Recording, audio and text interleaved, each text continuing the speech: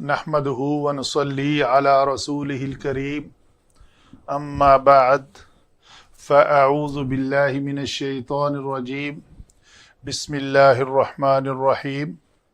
ناقص کے قواعد چل رہے ہیں جی۔ آج کا قاعدہ ہے ہمارا 35C-7 ساتواں قاعدہ ہم پڑھ رہے ہیں۔ وہ کیا ہے جی؟ جب واو کلمے میں تیسری جگہ کون سی ہے؟ رودی وا، را دود واو، یہ تیسری جگہ ہے۔ تیسری جگہ ہو جب بسبب زیادتی یعنی کوئی اور حرف ایڈ ہو جائیں تو چوتھی جگہ یا اس سے زیادہ پانچویں چھٹی جگہ پہ چلی جائے، اور شرط یہ ہے کہ اس کی حرکت جو ہے ماقبل، جو اس کے ماقبل کی حرکت، اس کو ہم ایسے لکھیں گے، اور حرکت ماقبل اس کے مخالف ہو۔ مخالف سے کیا مراد ہے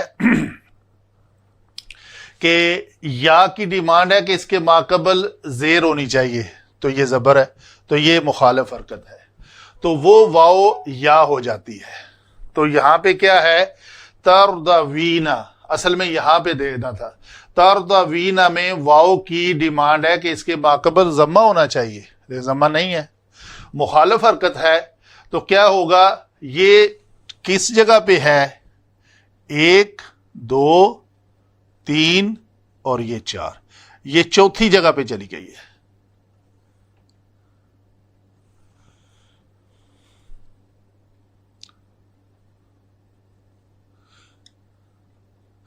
تیسری پہ تھی، علامت مضارع ایڈ ہونے کے ساتھ یہ چوتھی پہ چلی گئی۔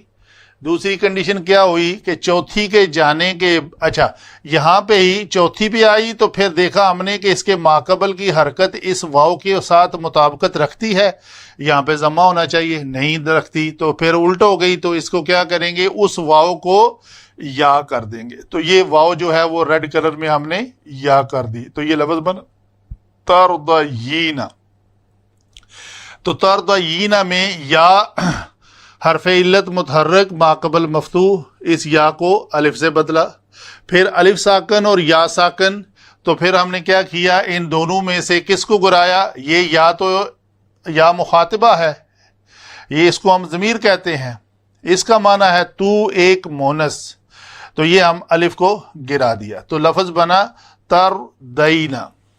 یہ لفظ آپ اس کو اس شکل میں تعلیل کے بعد پائے گے۔ تو جب گردان کرتے ہیں ہم، تو سامع یسمعو کے وزن پر، یہ بات تو ہم پہلے ہی قاعدہ نمبر 2 میں ایکسپلین کر چکے کہ رودیوا سے رودیہ کیسے ہوا۔